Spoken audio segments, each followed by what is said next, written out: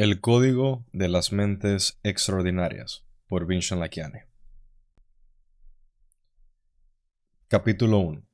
El espacio cultural. Todos nadamos en un inmenso mar de convicciones, ideas y costumbres. Algunas son hermosas y otras nos traen alegría. Otras son innecesarias, limitadoras y en ocasiones incluso empobrecedoras. El pez es el último en darse cuenta de que nada en un elemento llamado agua. De forma similar, al hombre le cuesta darse cuenta a menudo de que esta masa de pensamientos humanos, lo que yo llamo espacio cultural, influye en su vida y llegará a saturarla por completo. El espacio cultural sienta reglas sobre cómo amar, comer, casarse y conseguir trabajo. Establece referencias para medir la autoestima. ¿No eres lo suficientemente bueno si no tienes un título universitario? ¿Tienes que sentar la cabeza y tener hijos? ¿Abrazar una religión? ¿Elegir una determinada profesión? En esta sección nos adentramos en este espacio cultural y descubrirás aspectos absurdos que antes pasaban desapercibidos. En el capítulo 1 aprenderás de qué modo el espacio cultural ha estado gobernando tu vida a través de toda una serie de debes. Debes hacer esto, debes vivir de este modo. Te darás cuenta de que se vive mejor al margen de los debes y de que existe belleza en el viaje más salvaje que se supone una vida sin restricciones. En el capítulo 2 aprenderás a identificar las reglas obsoletas que retienen a muchas personas, a impedir que te contagien y también a tus hijos, y a seguir adelante decidiendo tus propias normas.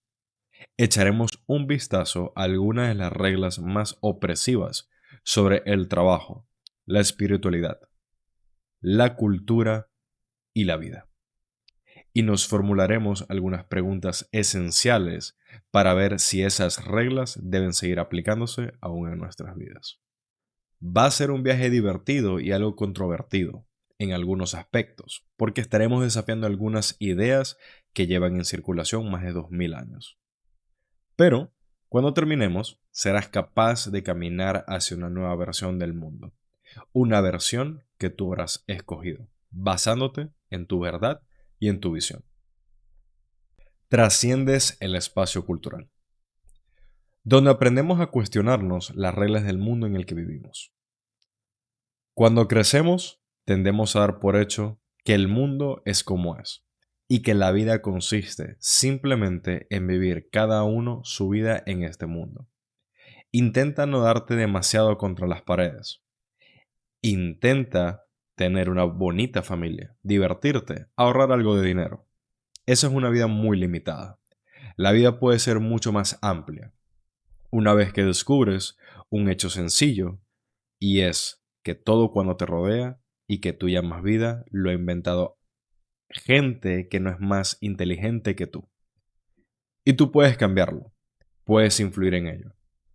Una vez que hayas comprendido esto, ya nunca serás el mismo.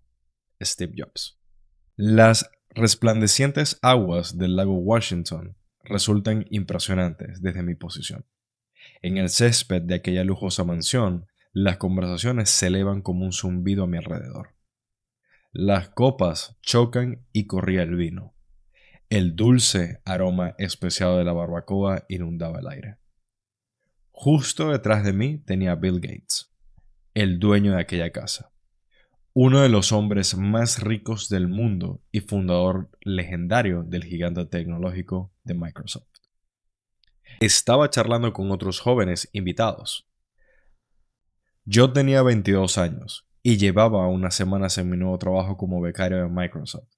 Y aquella reunión era la barbacoa anual que Bill Gates organizaba en su casa para dar la bienvenida a los recién llegados a la compañía.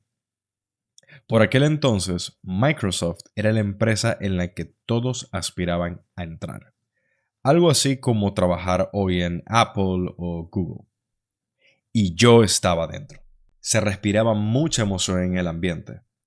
Como jóvenes estudiantes de Hogwarts reunidos en torno a Dumbledore por primera vez. Me había esforzado mucho durante años para alcanzar este objetivo. En primer lugar, trabajando duro para obtener buenas notas en la escuela secundaria y así ser admitido a uno de los mejores centros universitarios de ingenieros del mundo, la Universidad de Michigan, donde estudié ingeniería en la rama de electricidad y ciencias informáticas. En Malasia, donde vivía hasta los 19 años, era habitual entre familias y educadores promover la idea de prepararse para convertirse en ingeniero, abogado o incluso médico.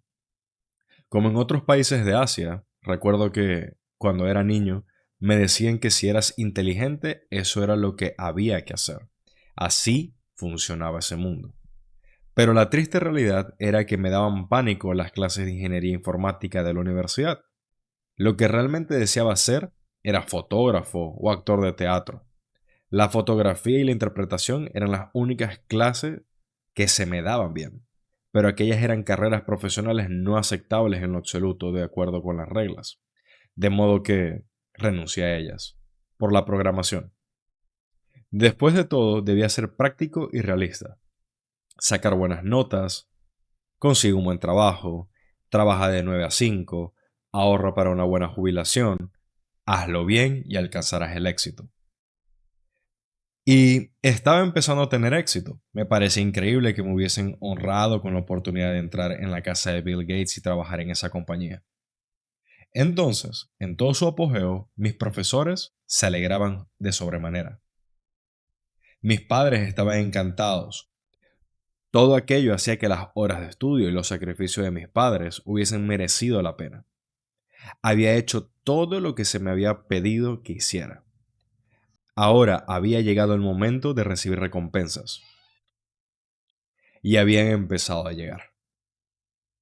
Estaba en la casa de Bill Gates, con toda una carrera profesional por delante.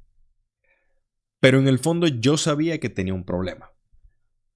Aquel funesto día de verano de 1998 había logrado dos cosas al mismo tiempo. Primero, terminar un largo recorrido de muchos años. Y segundo, constatar con dolor que había estado caminando en la dirección equivocada todo este maldito tiempo. Realmente no me gustaba mi trabajo. Me sentaría en mi despacho en la sede central de Microsoft, mirando mi monitor de triple pantalla y contaría los minutos hasta poder escapar de aquello. Me desagradaba tanto el trabajo que aunque encontrándose Bill Gates a un par de metros de mí, rodeado por mis colegas, me sentía demasiado avergonzado como para estrecharle la mano. Sentía que no debía estar ahí. De modo que, unas semanas más tarde, dejé mi puesto. Y bueno, de acuerdo. Me despidieron. Yo era demasiado cobarde para asumir la situación. Estudiar para entrar en la mejor universidad de ingenieros informáticos. Acceder a la codiciada entrevista de trabajo y después conseguir el empleo más codiciado en la compañía en la que mis compañeros de estudio se morían por entrar. Llegar tan lejos y luego renunciar. Iba a defraudar a un montón de gente. De modo que hice la siguiente mejor cosa que un chico de 22 años sin carácter puede hacer. Actué deliberadamente para que me despidieran.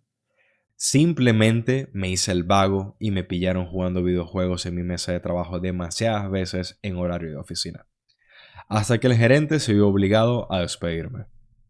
Así que, como suele decirse, fue algo que sucedió de forma natural. Volví a la universidad y terminé los estudios a trancas y barrancas.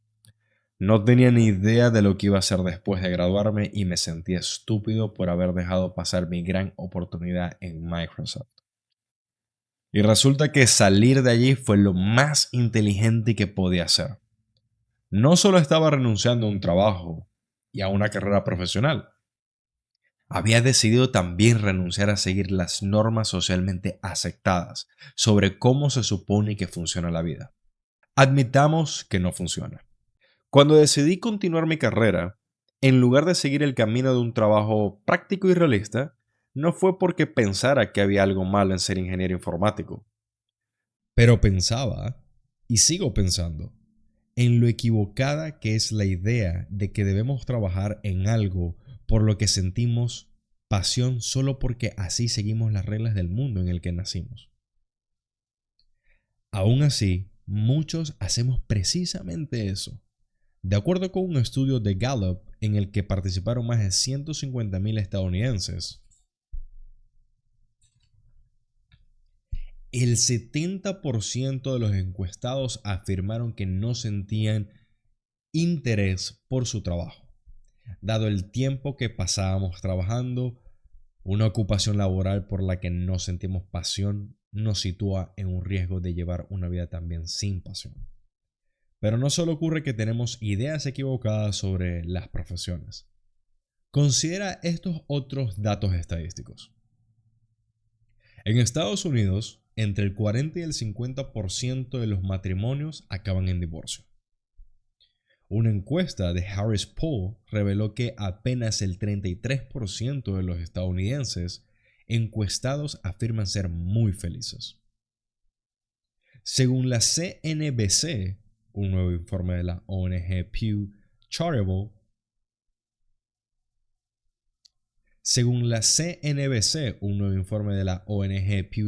Trust, que analizaba la deuda a través de las generaciones, encontró que 8 de cada 10 estadounidenses estaba de algún modo endeudado, la mayor parte de las veces por una hipoteca.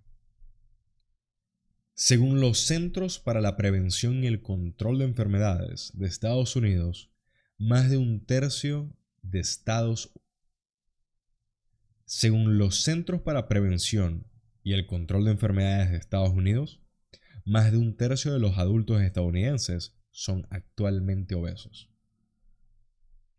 Así pues, la profesión, la vida, la felicidad, la situación económica y la salud que tenemos no solo son las más.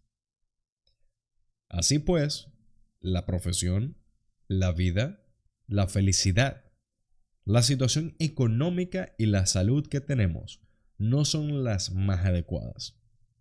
¿Cómo llegamos hasta aquí y cómo podemos escapar? Son muchas las razones por las que estas cosas suceden, pero te remito a una razón mayor. ¿Qué es la tiranía de las reglas?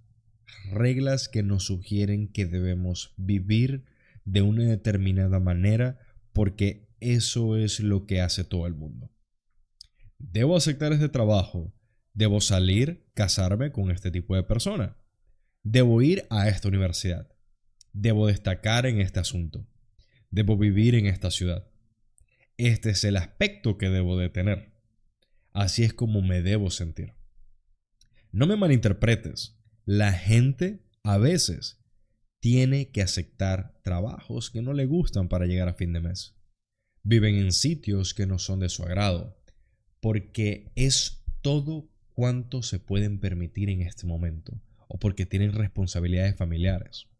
Pero hay una enorme diferencia entre adaptarse a las necesidades de la vida y aceptar a ciegas que debes vivir tu vida según reglas preestablecidas. Una de las claves para ser extraordinario consiste en saber qué reglas seguir y qué reglas romper. Salvo las reglas de la física y las reglas que dicta la ley, todas las demás normas son susceptibles de ser cuestionadas.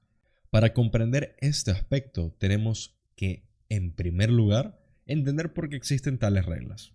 Los albores de las reglas. ¿Quién inventó las reglas del mundo moderno? Para tratar de responder a esta pregunta, demos un rápido salto a los inicios de la historia del hombre.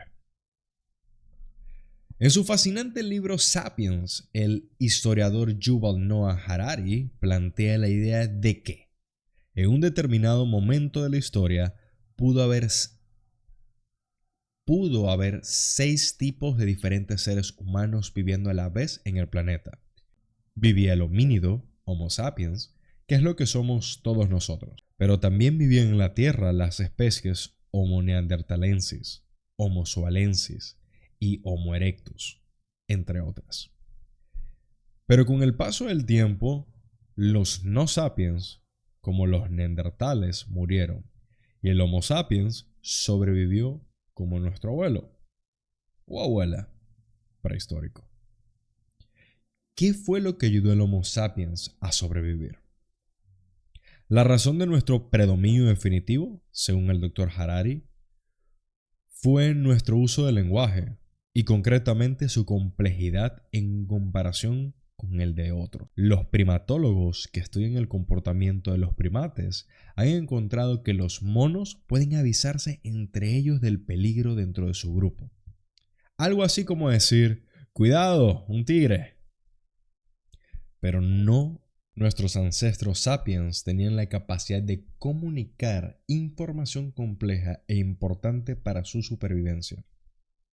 El uso eficaz del lenguaje les permitía organizar grupos de personas y compartir noticias sobre peligros y oportunidades.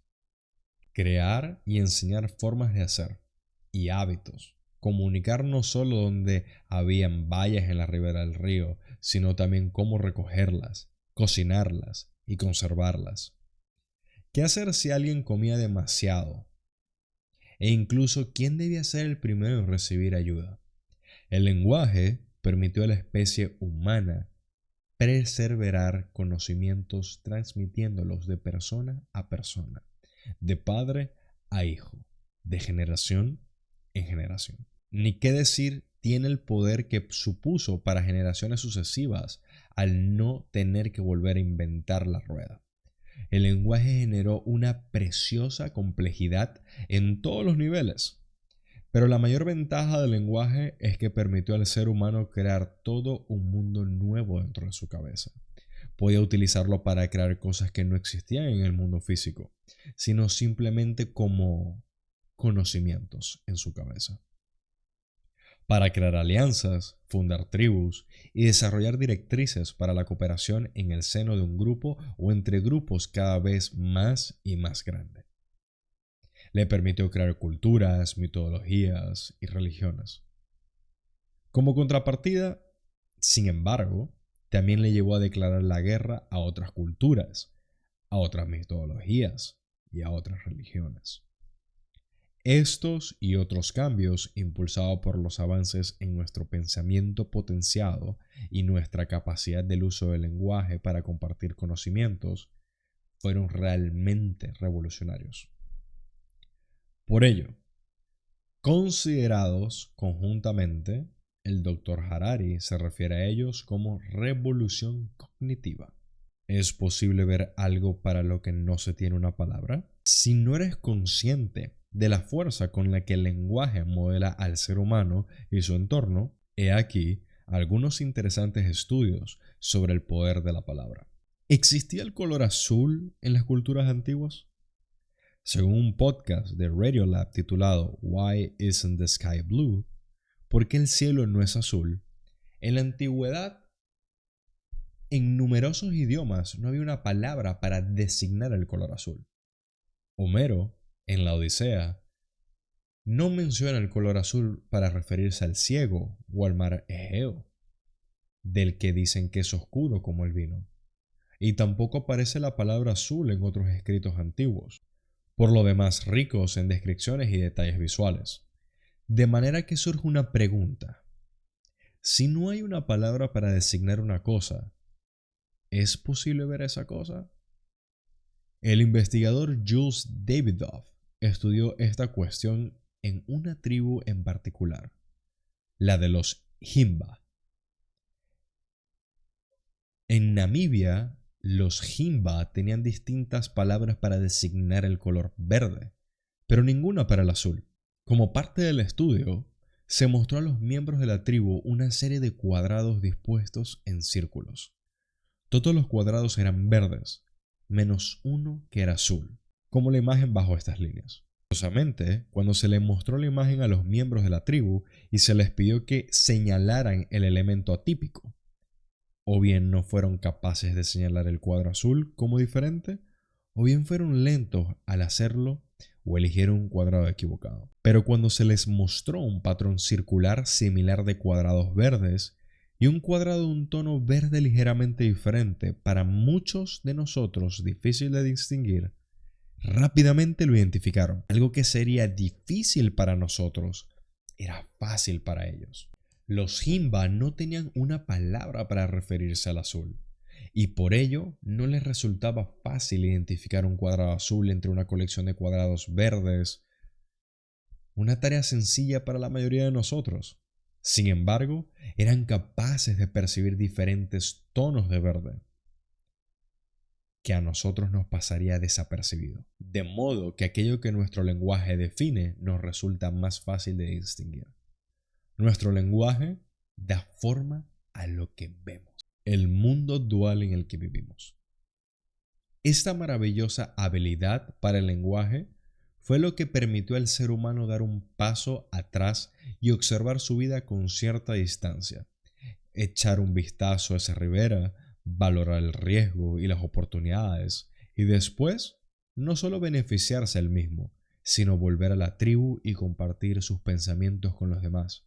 Juntos, los seres humanos nos hicimos más conscientes, más capaces de planificar y de superar los retos, así como de inventar soluciones a los problemas y enseñar luego esas soluciones a otros. El lenguaje se convirtió en los ladrillos de la cultura. Estas directrices en la vida desarrolladas y transmitidas a través del lenguaje evolucionaron más tarde para luego dar lugar a las reglas que gobernarían las culturas. Las culturas, a su vez, nos ayudaron a dar sentido a nuestro mundo, a crear religiones y naciones, a preparar a nuestros niños para un próspero desarrollo y a expandir el ancho de banda mental y físico, para hacer con nuestros grandes cerebros algo más que simplemente tratar de sobrevivir hasta el día siguiente.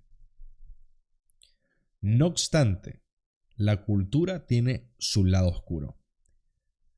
Cuando nos centramos en nuestras reglas hasta convertirlas en decretos sobre cómo debe ser nuestra vida y etiquetamos a la gente o a los actos como buenos o malos, si no siguen las reglas, así es como debes vivir, así es como debes vestirte, así es como deben ser tratados los niños, las mujeres, los enfermos, los ancianos o los diferentes. Mi tribu es superior a tu tribu. Mis formas son las correctas, lo que significa que las tuyas son incorrectas. Mis creencias son las correctas, de modo que las tuyas no lo son. Mi Dios es el único Dios. Creamos estos mundos complejos o después los defendamos literalmente con la vida. El lenguaje y las reglas que definen nuestra cultura pueden costar tantas vidas como costó cultivarlos. La estructura de creencias y costumbres que hemos desarrollado para navegar por el mundo, realmente hemos creado un nuevo mundo encima de aquel en el que vivíamos a diario en la proverbial ribera del río. Desde entonces, siempre hemos vivido en dos mundos. Por un lado, está el mundo físico de la verdad absoluta. Este mundo contiene cosas sobre lo que probablemente todos estamos de acuerdo. Es la ribera del río, las piedras son duras, el agua moja, el fuego quema, los tigres tienen dientes afilados y duele si te muerden. No caben argumentos al respecto. Pero también está el mundo de la verdad relativa. Los constructos, los conceptos, los modelos, los mitos, los patrones y las reglas que hemos desarrollado y transmitido de generaciones en generaciones. En ocasiones a lo largo de miles de años. Aquí es donde tiene cabida conceptos como matrimonio, dinero, religión y leyes. Es una verdad relativa porque estas ideas son verdad solo para alguna cultura o una tribu en particular. El socialismo, la democracia, tu religión, las ideas sobre la educación, el amor, el matrimonio, la profesión y cualquier otro debes no son más que verdades relativas. Sencillamente no son verdad para todos los seres humanos. Yo me refiero a este mundo de verdades relativas como espacio cultural. Desde el momento en que nacemos, nos encontramos nadando en el espacio cultural. Nuestras creencias sobre el mundo y nuestros sistemas para funcionar se incrustan en nuestro cerebro ya de niños. A partir del flujo de cultura procedente de la mente de la que nos rodea. Pero hay un problema. Muchas de estas creencias y de esos sistemas son disfuncionales. Y aunque la intención es que nos guíen, en realidad nos mantienen bloqueados en una vida mucho más limitada que la vida en realidad. El pez es el último en descubrir el agua, porque ha estado nadando en ella toda la vida. De igual modo, pocas personas descubren lo poderoso y penetrante que es en realidad el mundo secundario de nuestro espacio cultural. No somos tan independientes y libres pensadores como nos gusta pensar que somos. El mundo de las verdades absolutas se basa en los hechos. El mundo del espacio cultural se basa en la opinión y la convicción. De modo que, aunque se piense que existe solo en nuestra cabeza, es muy real. ¿Cómo puede un mundo que existe en nuestra cabeza ser real? Considera estos ejemplos de constructores mentales que hemos creado y que no existen en el mundo físico, pero que para nosotros son muy reales. No podemos dibujar una caloría ni señalarla, pero consideramos que si consumimos demasiadas nos saldrán michelines. No podemos tocar ni ver la meditación, pero más de 1400 estudios científicos han demostrado que influye en el cuerpo y en la mente de modo positivo, aumentando la longevidad y potenciando la creatividad. Puede que no estés de acuerdo conmigo en la definición de Dios, pero para muchas personas Dios existe de maneras diferentes y únicas, y la sociedad humana se basa en gran medida en ello. Aun partiendo de la opinión de que Dios es producto de la imaginación, Dios sigue siendo un vocablo poderoso en el cerebro, que influye en la manera en la que viven miles de millones de personas. Las corporaciones realmente no existen en el mundo físico, aunque rellenen formularios y te den un pedazo de papel en el que se declara formada la identidad. Pero ese pedazo de papel establece una serie de leyes y constructos que permiten que un grupo de personas se reúnen y creen algo que no podrían haber creado cada una por su cuenta. No podemos ver ni tocar las leyes, son simplemente acuerdos entre grupos formados en comunidades llamadas ciudades y países, pero permiten que grupos muy numerosos de personas viven en la relativa armonía. Existe una construcción teórica muy extendida llamada matrimonio, en la que dos personas se comprometen la una con la otra para el resto de su vida. Aun cuando cada cultura posee diferentes ideas sobre lo que se supone que es compromiso, desde los puntos de vista físico y emocional y económico. En muchas culturas existe un concepto llamado jubilación, en virtud del cual se espera que las personas alteren de manera drástica sus actividades a partir de una determinada edad. No existen fronteras reales trazadas en la Tierra y la subjetividad de esos límites resulta dolorosamente obvia cuando se dibuja de buenas a primeras, como suele ocurrir en ocasión de pactos y tratados. Sin embargo, miles de millones de personas pertenecen a lugares definidos por fronteras que conocemos como países. De este modo, nuestro pensamiento literalmente construye el mundo. Creamos y recibimos estos constructos. Los transmitimos de generaciones en generaciones.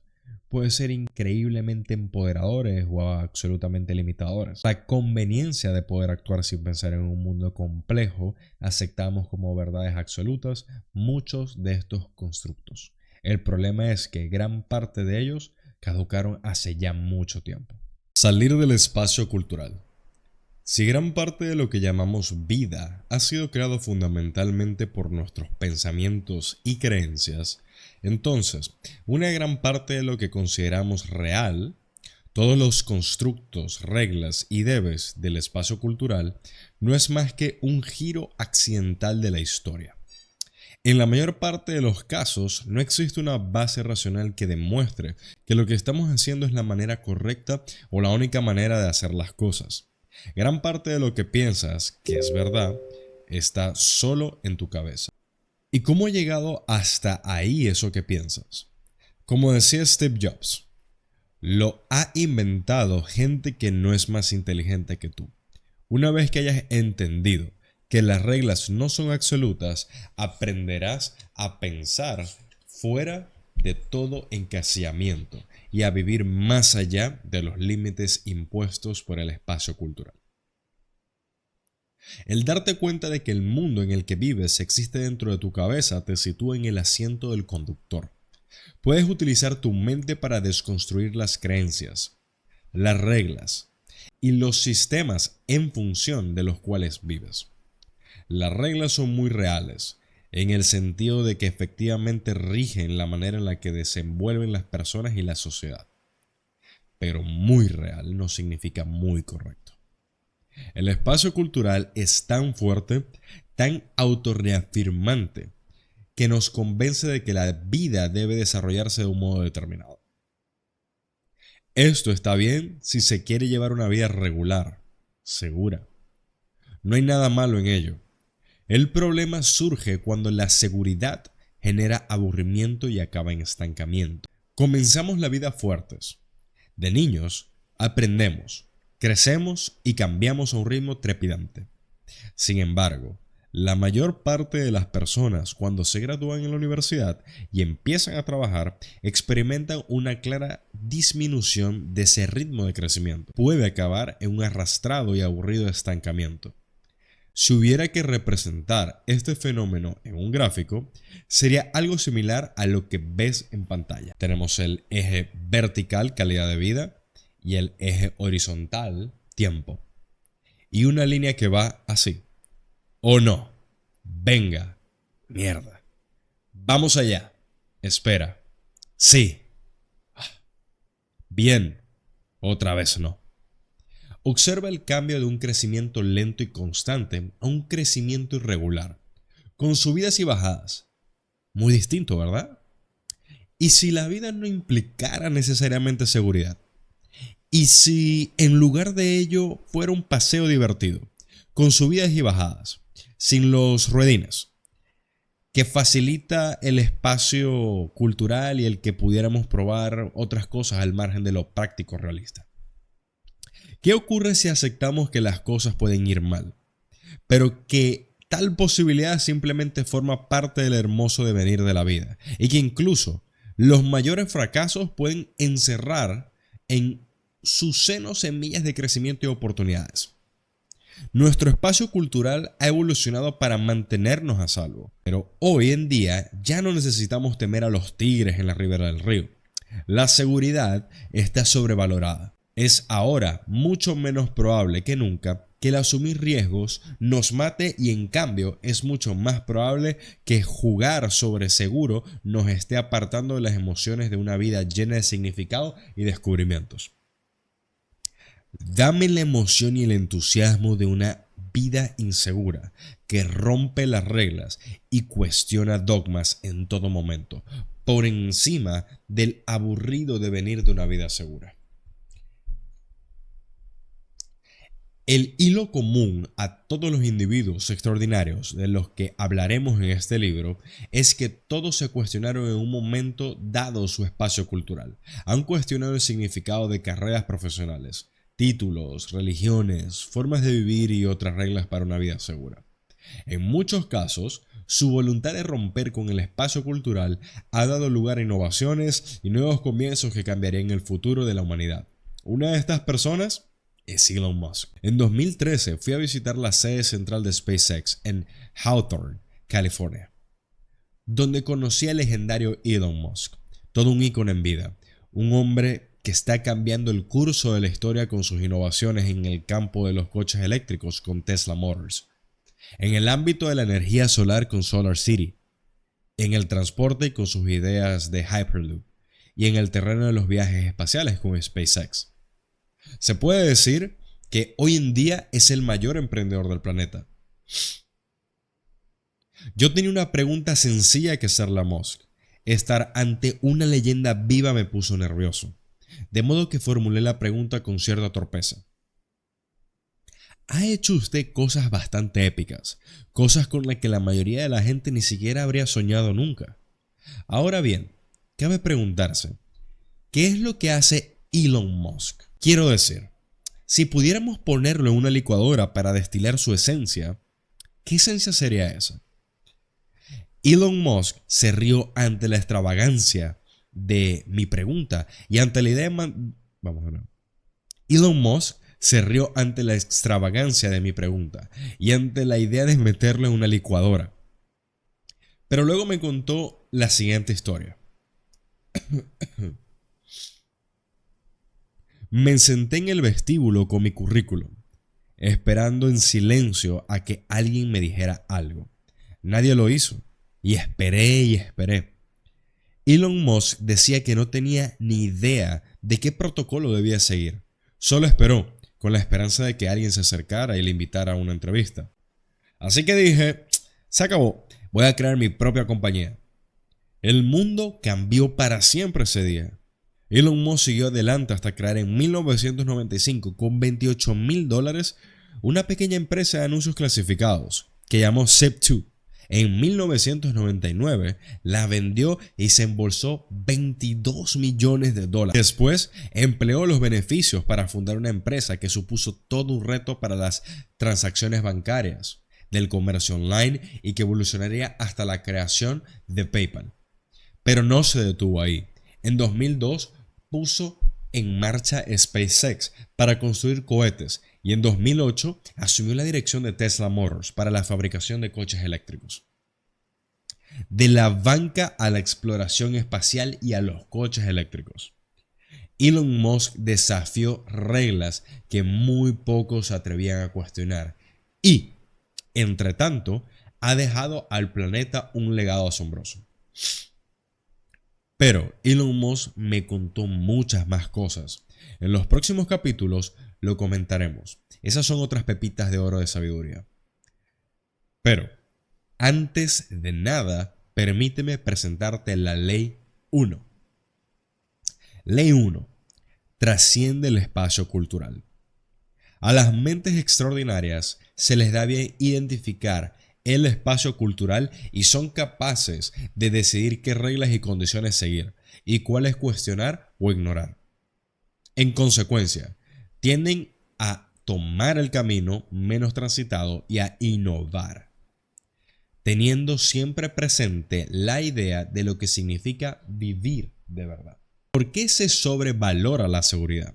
El espacio cultural está diseñado para salvaguardar nuestra seguridad. Pero como ya hemos mencionado, la seguridad a menudo sobrevalorada. Elon Musk respondió a mi pregunta, habló largo y tendido sobre su recorrido y sobre sus motivaciones, pero terminó con una frase memorable. Mi tolerancia al dolor es alta. Elon Musk se había recuperado después de increíbles caídas en el ámbito de la creación de empresas. Nos contó que en 2008 los 3 primeros cohetes de SpaceX habían explotado. Un cuarto fallo habría llevado a la compañía a la quiebra. Al mismo tiempo, Tesla Motors había fracasado en el intento de obtener financiación y se encaminaba a la bancarrota. Musk tuvo que utilizar la mayor parte de los beneficios por la venta de PayPal para financiar estas empresas y se vio obligado a pedir préstamos de dinero para pagar el alquiler. Aún así, salió adelante. Si bien es posible que, de entrada, asuste un poco romper las reglas del espacio cultural, me he dado cuenta de que a menudo se repite un mismo patrón. Las caídas encierran un aprendizaje y una sabiduría increíble, que conducen a la larga a una mayor calidad de vida, pero hay que superar el dolor momentáneo de esas caídas. Te aseguro que habrá merecido la pena, y en este libro aprenderás a tener la fuerza necesaria para superar estos reveses.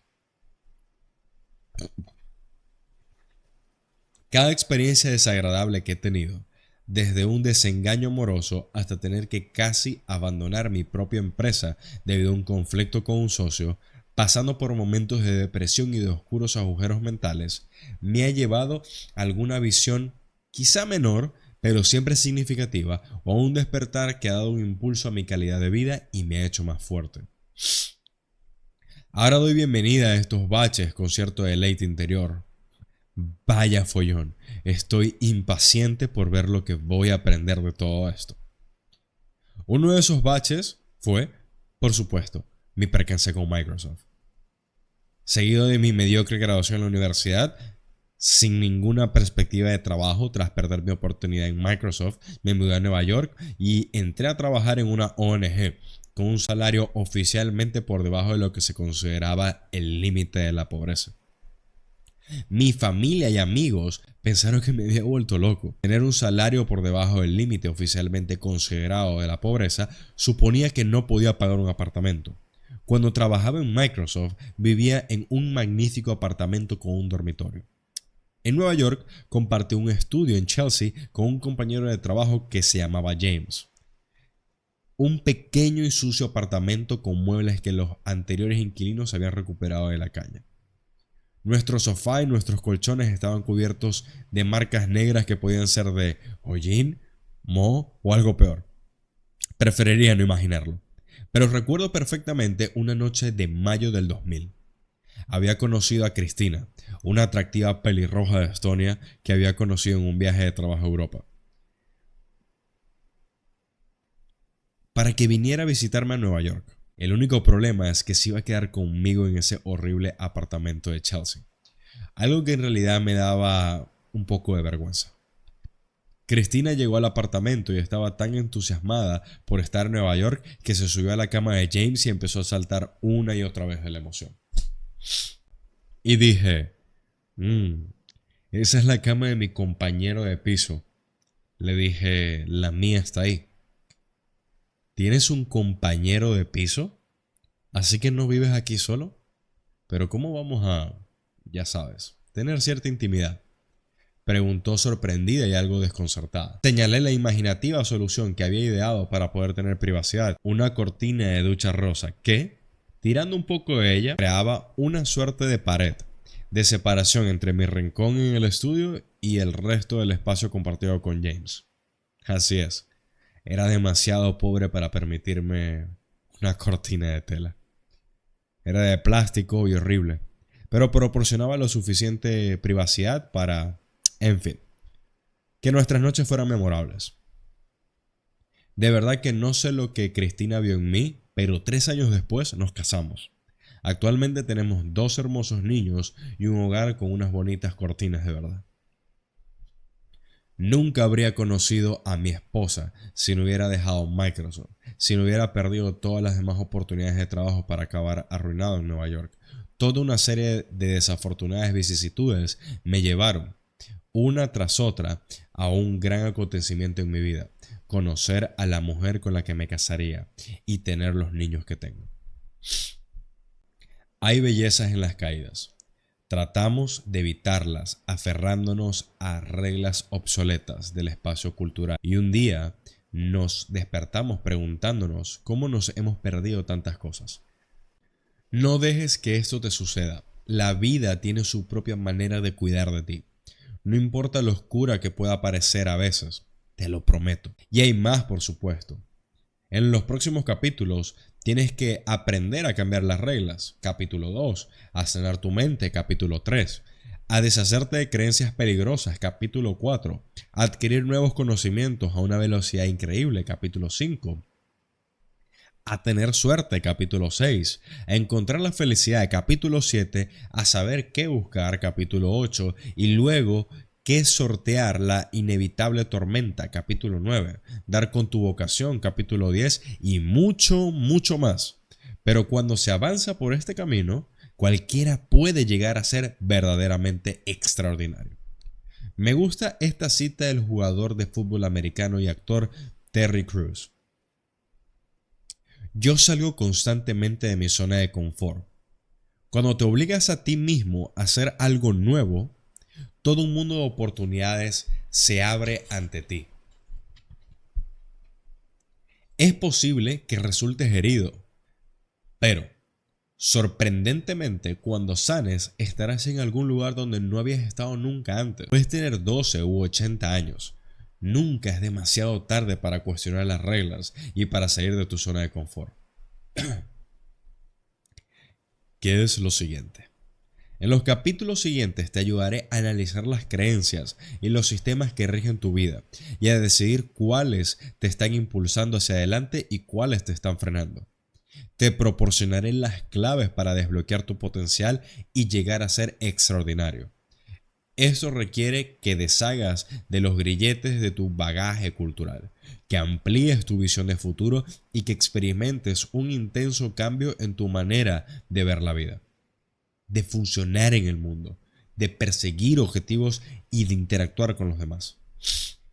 Juntos avanzaremos a un nivel de conciencia avanzada en el que podamos ver nuestros patrones, ir más allá de ellos y comprender que, aunque pertenezcas a una determinada cultura, nación o religión, solo somos parte de esa cultura, nación o religión, porque se dio la circunstancia de que nacimos en el seno de una determinada familia, en un determinado momento y en un lugar concreto. Siendo este mismo concepto aplicable a cualquier otro ser humano en la Tierra, nuestra percepción personal del espacio cultural ha hecho que seamos como somos. Pero, ¿qué ocurre cuando aprendemos a trascender el espacio cultural? Cuando nos damos cuenta de que nadie es mejor que otro, de que ninguno de nosotros es superior y de que cualquiera puede ser extraordinario. Unas palabras de advertencia. Antes de continuar, debo admitirte una cosa. Cuestionarse ciertas reglas del espacio cultural no será fácil. He aquí una lista parcial de todas las cosas que pueden salir mal si sigues leyendo este libro. Es posible que tus seres queridos se enfaden si decides cuestionar sus expectativas con respecto a ti. Podrías decidir dejar tu relación actual. Puede que decidas crear a tus hijos según creencias diferentes. Podrías optar por cuestionarte tu religión o crear tu propio sistema religioso a medida. Quizá reconsideres tu carrera profesional.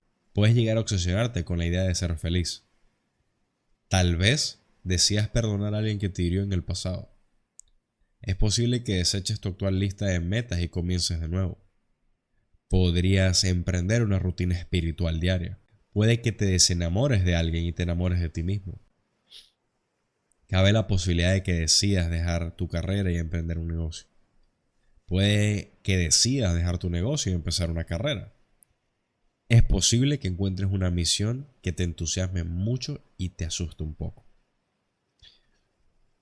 Todo empieza por cuestionar las reglas aceptadas del espacio cultural. Mi amigo Peter Diamandis, fundador y presidente de X Prize Foundation, dijo unas palabras que se harían célebres. Si no puedes ganar, cambia las reglas. Si no puedes cambiar las reglas, ignóralas. Me encanta este consejo, pero antes de desafiar las reglas del espacio cultural, tienes que identificar cuáles son las reglas restrictivas que podrían estar reteniéndote. Comienza por averiguar cuáles son las que te tienen bloqueado y hacen que actúes en función de ellas, lo sepas o no. Tal vez no te sorprenda saber que el proceso comienza con el lenguaje, con una palabra o una definición nueva, porque aquello que el lenguaje define nos resulta más fácil de identificar. La palabra nueva es, en inglés, La palabra nueva es, en inglés, burlesque, que podría traducirse como mierda y reglas, es decir, reglas sin sentido, obsoletas y absurdas. Con esto hemos finalizado el capítulo 1 de El Código de las Mentes Extraordinarias por Vishen Lakhiani. Nos vemos en el capítulo 2 en Un Libro Más. Recuerda darle like y suscribirte.